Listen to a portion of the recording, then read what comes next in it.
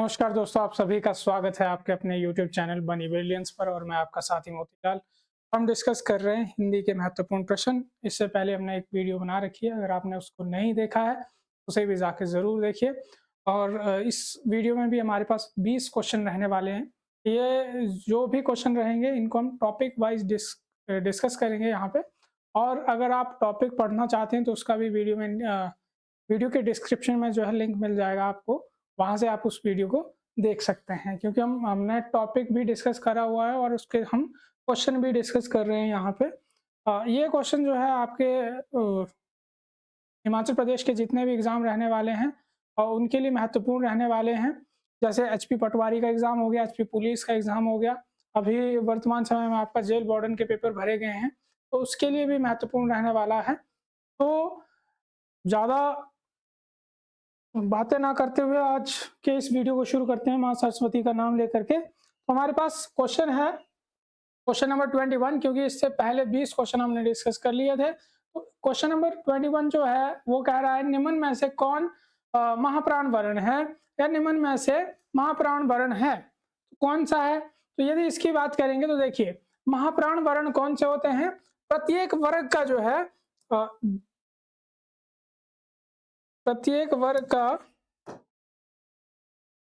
वर्ग का दूसरा और चौथा वर्ण जो है क्या रहता है आपका महाप्राण में रहता है। ठीक है, अब हम इसमें देखते हैं कि हमारे पास कौन सा जो है दूसरा या चौथा वर्ण है। तो यदि हम बात करेंगे क की, तो क जो है कवर्ग का क्या रहता है, पहला वर्ण रहता है। च जो है चवर्ग का पहला वर्ण रहता है और वो जो है आपका इसमें महाप्राण में नहीं आता है। ठीक है, वो किस में आता है, वो आपका अलग प्राण का वर्ण है। तो ये सारे तीनों के तीनों जो है किस में आएंगे, अलग प्राण में आएंगे। और हमारे पास जो ऑप्शन बच रहा है थ जो है तवर्ग का जो है दूसरा वर्ण है, इसीलिए ये किस में आएगा, आपका महाप्राण में आएगा।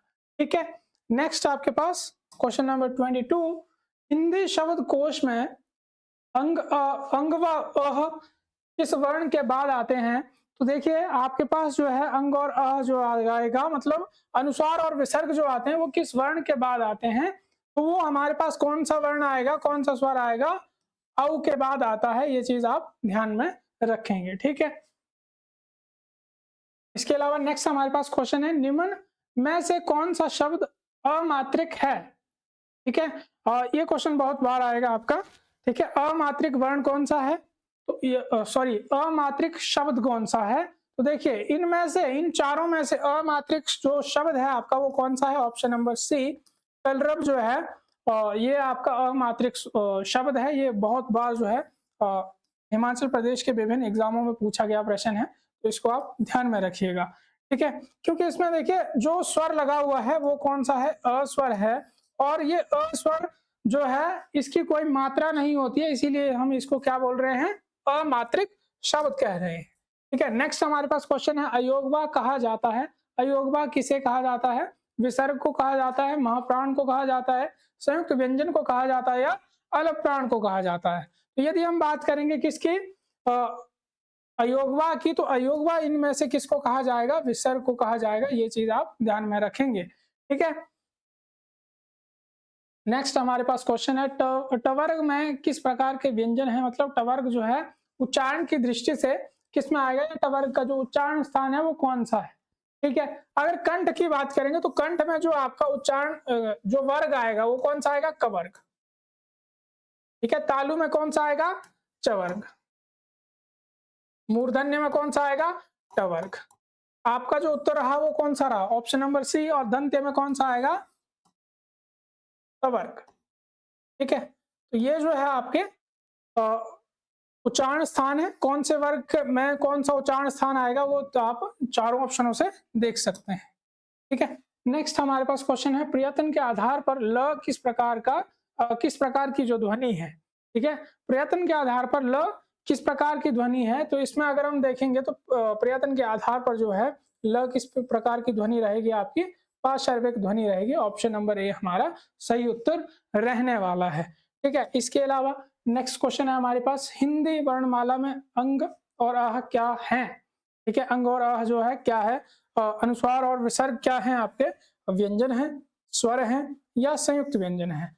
तो हमारे पास हमने इस क्वेश्चन से पहले भी एक क्वेश्चन डिस्कस किया, उसमें हमने बताया कि अनुस्वार और विसर्ग जो है क्या रहेंगे आपके? अयोगवार रहेंगे। तो ये ऑप्शन नंबर सी आपका इस क्वेश्चन का जो है उत्तर रहने वाला है। ठीक है, इसके अलावा नेक्स्ट क्वेश्चन है हमारे पास, निम्न में से कौन सा व्यंजन जो है स्पर्श संघर्षी है? ठीक है, ये क्वेश्चन हमने लास्ट वीडियो में भी मैंने आपको बोला था कि इसका कमेंट में जरूर बताइए कि स्पर्श संघर्षी व्यंजन कौन से हैं।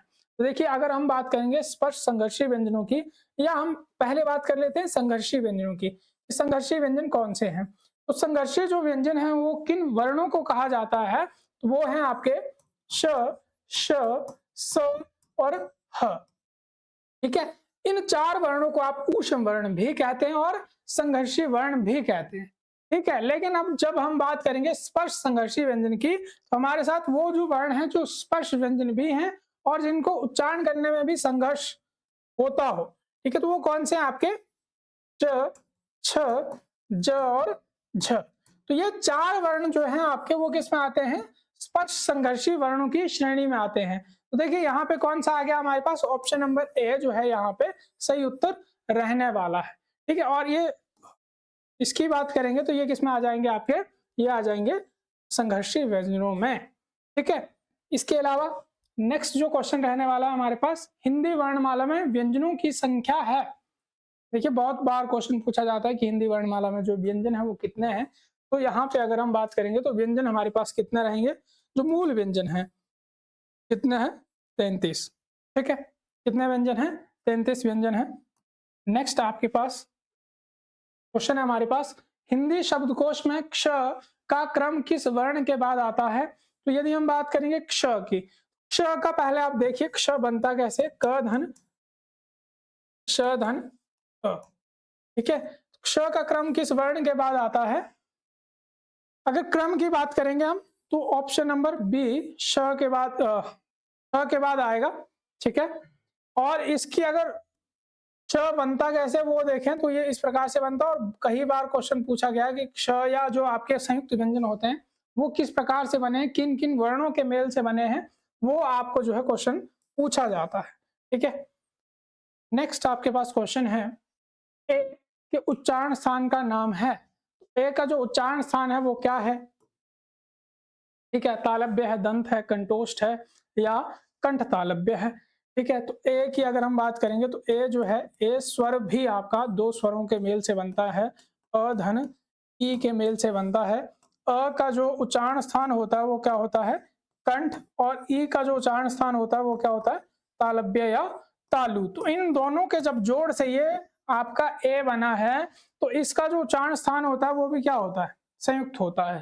तो आपके पास जो ऑप्शन नंबर डी है कंठ तालव्य, ये इसका सही उत्तर रहने वाला है।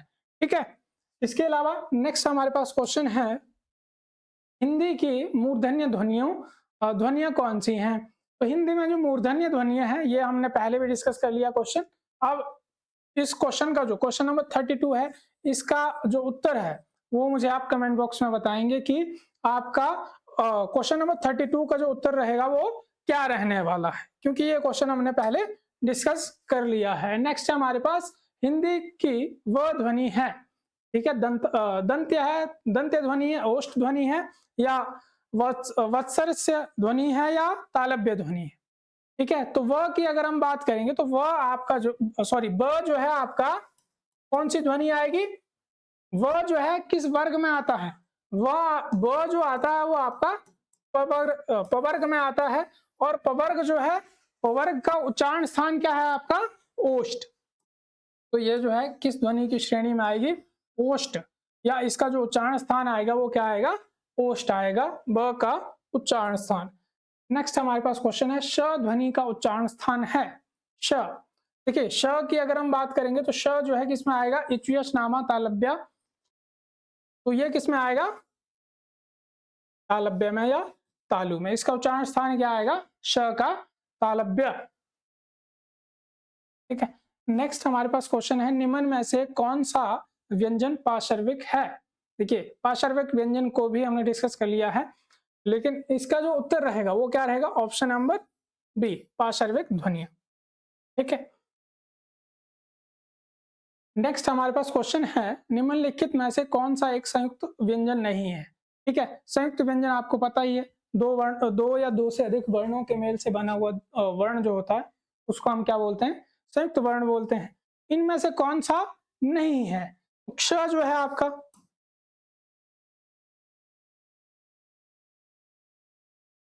ये आपका क्या है, संयुक्त वर्ण है। क धन र धन ये भी आपका संयुक्त वर्ण है। ज धन य धन ये भी आपका संयुक्त वर्ण है। वह यहाँ पे संयुक्त वर्ण नहीं है, ये कैसा वर्ण है, ये आपका जो है अंतस्थ वर्ण है। ठीक है, इसके अलावा नेक्स्ट हमारे पास जो क्वेश्चन है ये है, यर अलावा किस वर्ग के व्यंजन हैं? तालव्य हैं, ऊष्म हैं, अंतस्थ है या ओष्ठ हैं।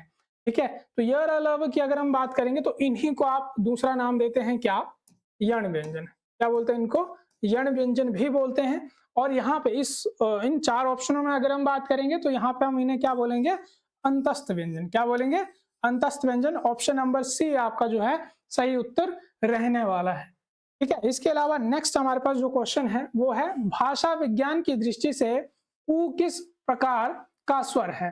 ठीक है, भाषा विज्ञान की दृष्टि से जो है ऊ किस प्रकार का स्वर है, आपके पास है पश्च विवृत, अग्र सॉरी उग्र समृत या अग्र विवृत या पश्च समृत। ठीक है, तो हमारे पास जो सही उत्तर रहेगा वो क्या रहेगा, ऑप्शन नंबर ए पश्च विवृत जो है आपका ऊ जो है भाषा विज्ञान के आधार पर रहने वाला स्वर है। ठीक है, ऑप्शन नंबर ए हमारा सही उत्तर रहा। नेक्स्ट हमारे पास क्वेश्चन है, व का उच्चारण स्थान है। तो व का उच्चारण स्थान देखिए, ये क्वेश्चन जो है आपका लास्ट टाइम जो फॉरेस्ट गार्ड का पेपर हुआ था हमारा, उसमें पूछा गया प्रश्न है कि व का जो उच्चारण स्थान है वो क्या है। ठीक है, इसकी अगर हम बात करेंगे तो व का जो उच्चारण स्थान रहेगा वो क्या रहेगा आपका, ऑप्शन नंबर सी दंतोष्ठ। ठीक है, व का उच्चारण स्थान क्या रहा, दंतोष्ठ। इसके अलावा आज की वीडियो का लास्ट क्वेश्चन है हमारे पास, कौन सी ध्वनि जो है महाप्राण नहीं है। ठीक है, तो महाप्राण वर्ण कौन से होते हैं ये मैंने आपको वीडियो की शुरुआत में बताया, दूसरे या तीसरे क्वेश्चन में। तो महाप्राण व्यंजन कौन से होते हैं, ये जो क्वेश्चन नंबर 40 है इसका उत्तर आप जो है कमेंट बॉक्स में बताएंगे। और एक क्वेश्चन मैंने आपको पहले ही बताया है कि क्वेश्चन नंबर 32 का आंसर भी आप कमेंट बॉक्स में बताइएगा। तो ये आज की इस वीडियो के जो है 20 क्वेश्चन रहे हैं। अगर आप वीडियो की इस एंड तक पहुंचे तो वीडियो को जरूर लाइक करिएगा, शेयर करिएगा और बेल आइकन दबाना ना भूलिएगा। और हर सैटरडे को जो है आपका एक टेस्ट लिया जाएगा, जो कि आपको पीडीएफ के रूप में टेलीग्राम चैनल पर मिलेगा हमारे। वो टेलीग्राम चैनल का लिंक आपको वीडियो के डिस्क्रिप्शन में हम डाल देंगे, वहां से आप उस चैनल पर जा करके उसे ज्वाइन कर लें। और हर शनिवार को आपका टेस्ट लिया जाएगा और उसकी आंसर की यहाँ पे हम डिस्कस करेंगे शाम को 5 बजे। ठीक है, तो मिलते हैं नेक्स्ट वीडियो में जल्द, तब तक के लिए पढ़ते रहिए,